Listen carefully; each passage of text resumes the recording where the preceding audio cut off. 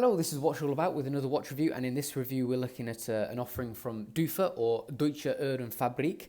Reviewed a couple of them before, and this is probably their highest profile watch. So this is the Bayer, and do a little unboxing process. We have this envelope at the beginning, at the top of the box with some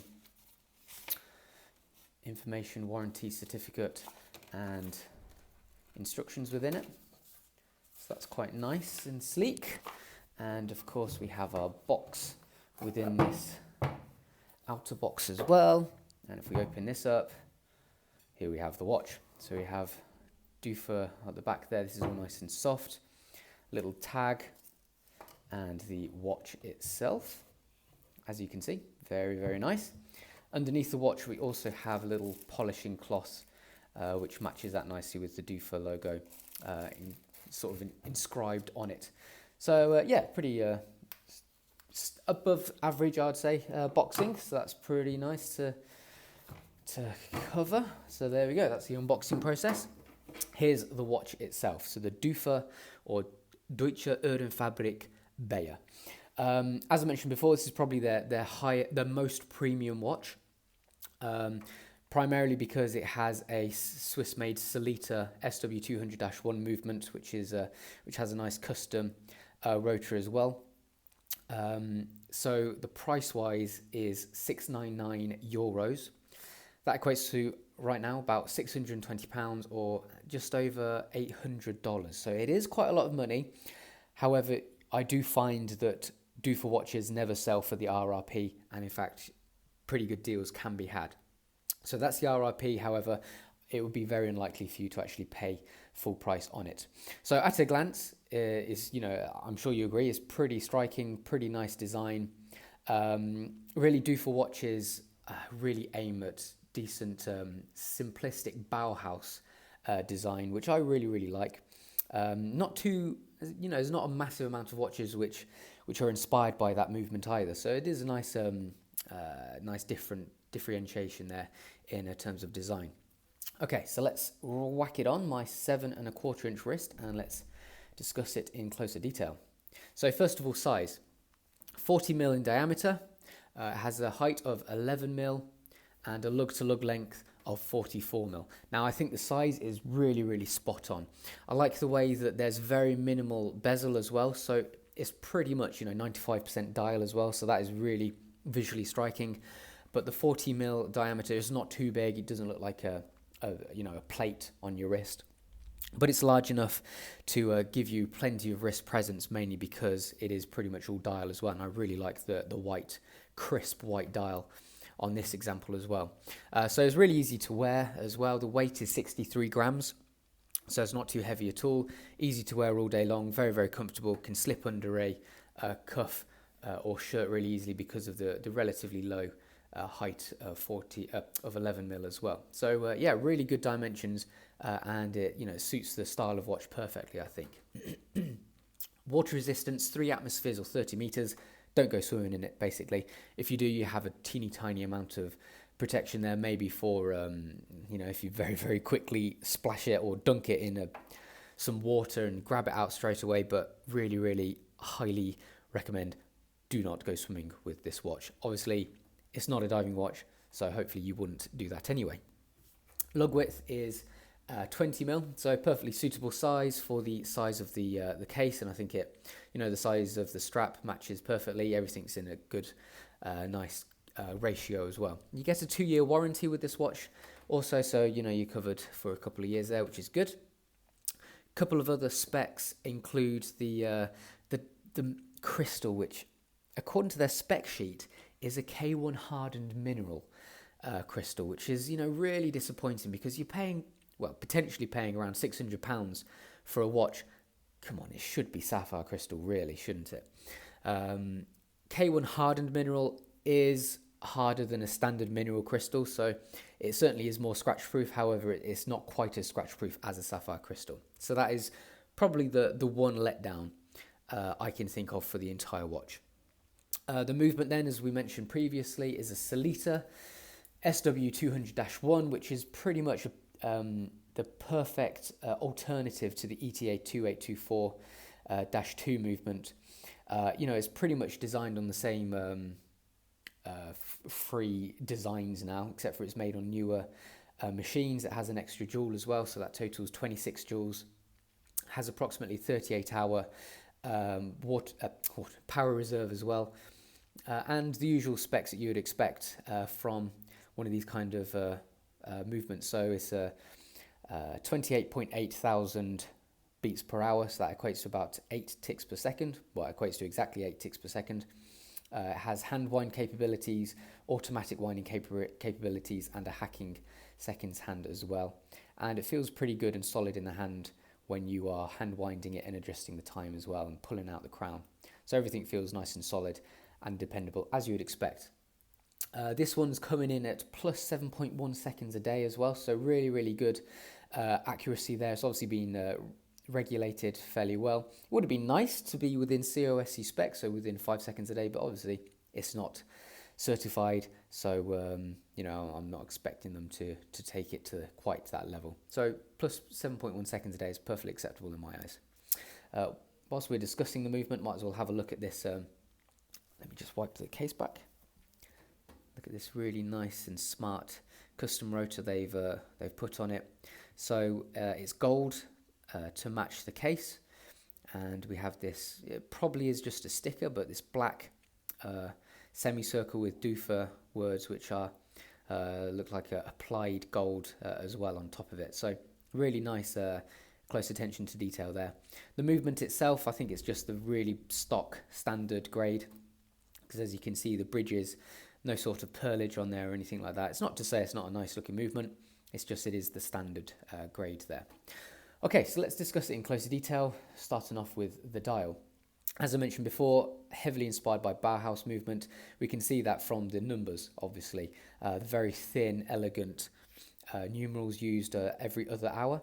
I really, really like, my favourite part about it is probably this channel. And then all of these hour markers are applied and bridge over that channel. Really simple, but, really, really nice bit of detail there. Splits up the dial nicely. Doesn't make it look quite so sparse, but also adds a little bit of depth to the dial, especially when you can take in and consider the rehaut, which is raised as well. Really nice, amount of depth there, whilst keeping the design really, really simple. The hour markers as well, really well manufactured, really well made. They're sort of brushed to counteract the polished applied logos you can see there. The logo as well, really, really nicely manufactured. If I can sort of get it in focus there. Really deep. I'll get the macro lens on later and we can see it in closer detail, but the quality of the dial is spotless and really, really good quality. So often I'm disappointed by it. Applied hour markers and applied logos not being quite deep enough or good enough quality. No chance with this. These things are really, really high quality, really smart and nicely done. I like the date window as well. No border, but it's cut out and then has like a step down. I like the circle as well.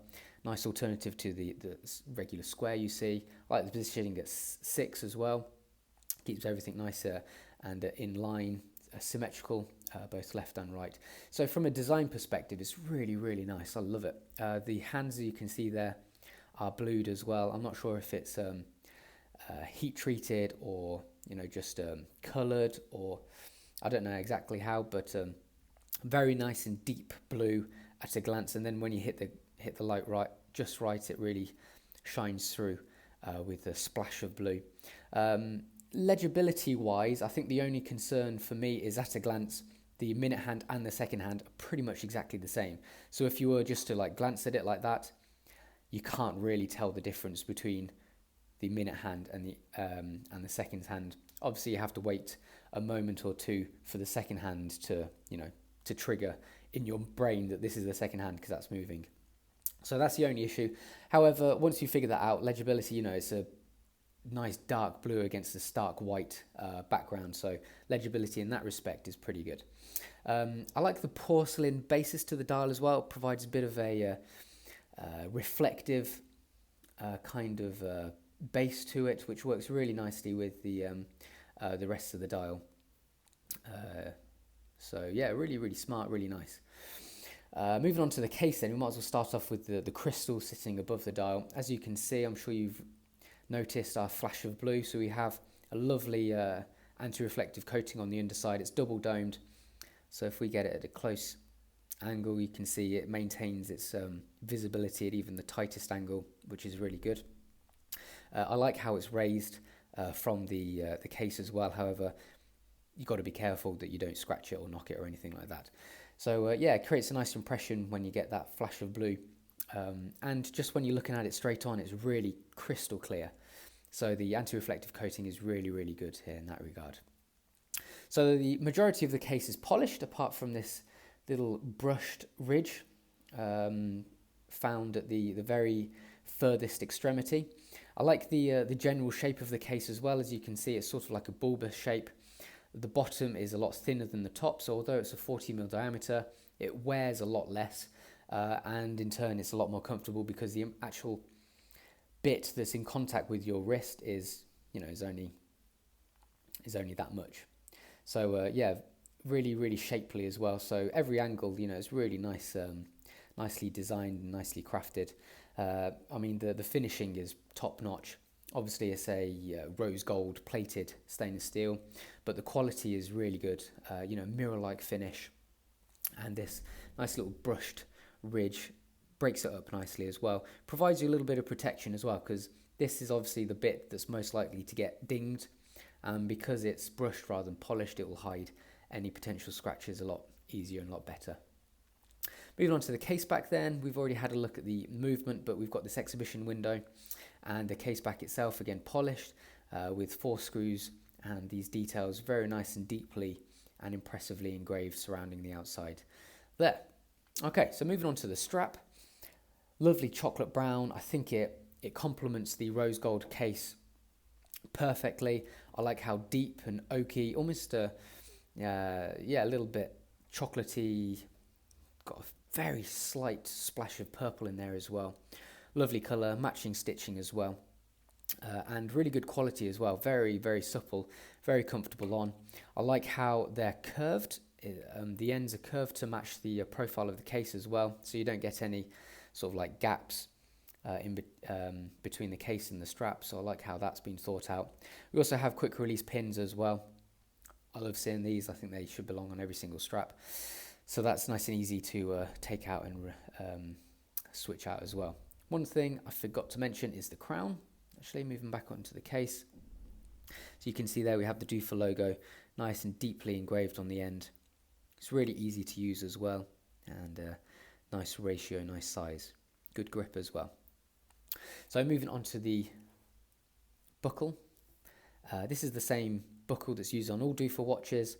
Nice design. I like how the badge is sort of like applied and slightly sticking out from this polished top bar. We've got 2 brushed sides, but again it just demonstrates the close attention to detail and the quality in the manufacturing of the entire watch. So that's a really nice design and quality of build there on the buckle. Okay, so let's get the macro lens on and have a look at it in much closer detail. So starting off with the dial, and in particular have a look at some of these applied items. So there's you can see our flash of blue from the anti-reflective crystal as well, and here's our logo. As you can see, really nicely manufactured there. You can see how deep it is as well, really good quality. Moving on to our hour markers, you can see there the fact that it's bridging that channel, and it's sort of brushed kind of finish to it as well, which is a nice alternative to polished. Moving on to our date wheel, you can see how nice and accurately that's been constructed as well and drilled out of the dial. You can sort of see the reflective qualities of the dial base as well. You can see it sort of shimmering a little bit. Here's a 10. I like how the rehaut has a very slight texture to it as well. As you can see, it does a really good job of joining the dial base all the way up to the like the crystal, the edge of the case as well, bezel. So moving on to the hands, here we have one of the sticks. Try and get it the blue. There we go. So when we look at this up close, we can see a little bit of marks. Now it makes me wonder if that has been chemically blued, because it does sort of give the impression that chemicals have been involved here with the little bits of marks that have been left on the hand. Not visible by the naked eye though. I mean, we're looking at things times 14, so we are looking at things with pretty close up. Okay, so let's move on to the case. If I just give it a quick wipe down. So starting off with the lug, fully polished, and then we are introduced to this brushed ridge around the outside. As you can see, all the lines are really nice and smooth, really well manufactured. Over on this side again, just have our sort of twin brushed channel, and we can have a look at our crown here. Again, nicely manufactured there, and good grip on it as well.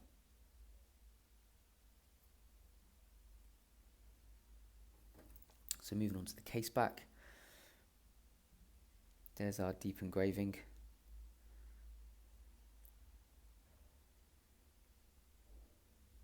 And one of our screws.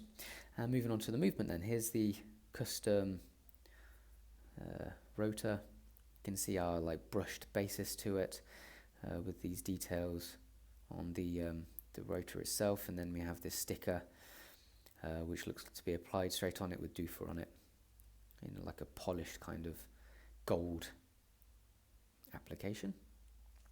And then moving on to the movement itself, there it is ticking away, and as you can see the bridges are pretty standard finishing, no pearlage or Geneva stripes or anything like that, but it's still nice to look at. Okay, moving on to the strap then, you can see how nice and soft the top looks. Here's our brown stitching as well, decent and solid, dependable. Flipping it over, we have like a grey underside with Dufa embossed on one end, and might as well have a quick look at this quick release pin as well, which is curved to match the profile of the end of the strap with the case, which is cool. And then finally, just have a quick look at the buckle. There's the logo on the end. Again, really nicely manufactured, our polished top and our brushed side as well. So really, really nicely manufactured there. Okay, so I'm going to say that I honestly believe this is the best Dufa yet. The price, yes, is very, very high, and there's no denying that the fact that it's a K1 hardened mineral is a right pain in the bum rather than sapphire crystal. That is, the main thing you have to get over. However, it is a beautiful watch, and in the metal as well, it really does create such a wonderful impression. The flashes of blue from the anti-reflective coating, just the general dial itself is just really nicely designed, really striking, and I've had so many comments on it as well. It really does look the part. It looks so expensive when you're wearing it. It does give the impression of a luxury watch. I'm gonna just go out there and say it. So I have been really impressed by the quality. So I would really, really recommend it. Only if you can get it at a cheaper price than the RRP, however, because the RRP is a little bit high, and we know, it probably is available for cheaper. And I'm quite a stickler when it comes to specs, and I think the watch is so nice, I've managed to overlook the fact that it is a K1 hardened mineral. It's that impressive. So yeah, if you're considering it, then I would probably say, you overlook that and give it a go, because it is that nice. It's beautiful. Okay, so this was the Dufa or Deutsche Uhrenfabrik Bayer, and that's what it's all about.